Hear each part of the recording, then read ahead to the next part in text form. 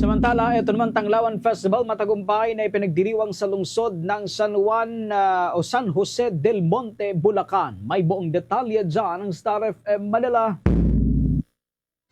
Makulay, puno ng pag-asa at saya ang naranasan ng mga San Joseño sa naganap na Tanglawan Festival dito sa lungsod ng San Jose del Monte, Bulacan.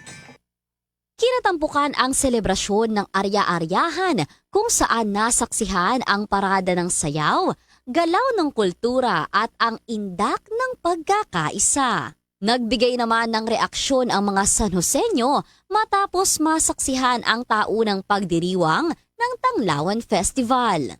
Napakabongga po talagang sa lahat ng production, sa mga sayaw, sa bawat lighting, it's very amazing.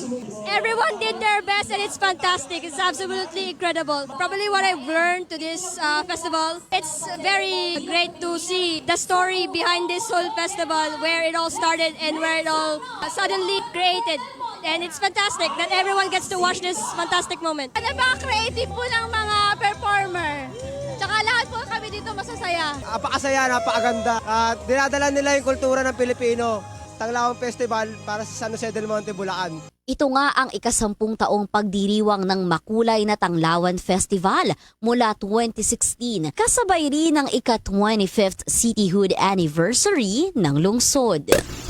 Ang Tanglawan Festival ng lungsod ng San Jose del Monte, Bulacan ay pagdiriwang ng makulay at mayamang tradisyon, kultura, kasaysayan at talento ng mga San Joseño. At ito rin ay kanilang iniaalay kay San Jose, ang patrong santo ng lungsod.